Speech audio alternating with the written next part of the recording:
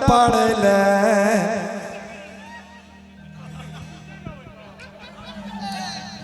क्या बात है, देखो पब्लिक पकड़ लेके, पब्लिक पकड़ लेके। अच्छा कौन चीज छुट्टी लेकर कौन चीज करे ला बोलो।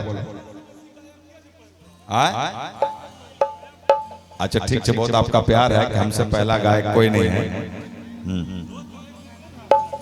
ये कह रहे हैं, आप लोगों को सुनाई नहीं दे रहा होगा, ये कह रहे हैं कि आपसे पहले का कोई गायक नहीं है। हमारा उम्र के तो गाछो ब्रिज खत्म कर गए जी। मेरे बाद मनोज तिवारी, उसके बाद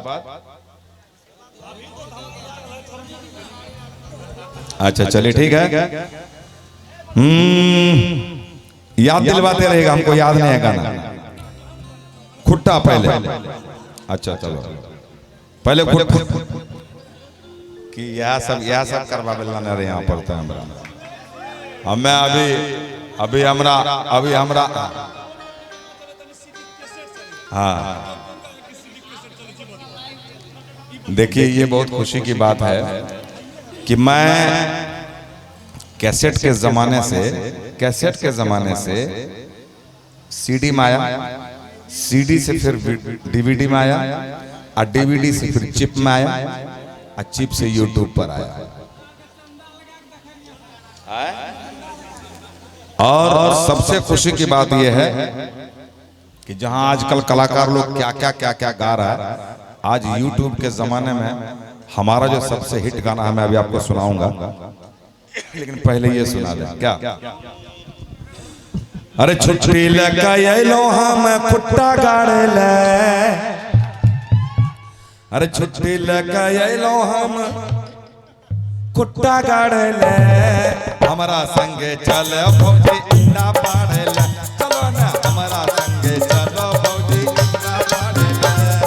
छुट्टी लगा लो हम,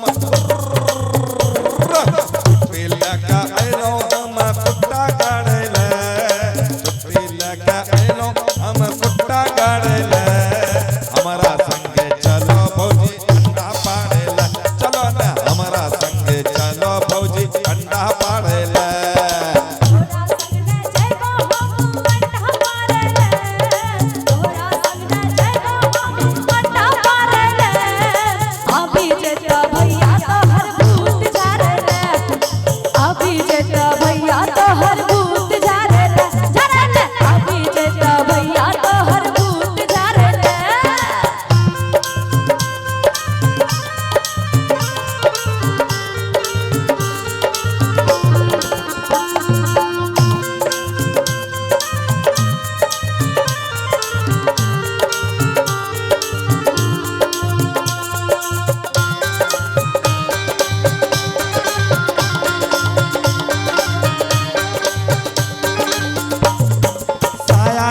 साड़ी देबो देबो हम चोली रे भौजी,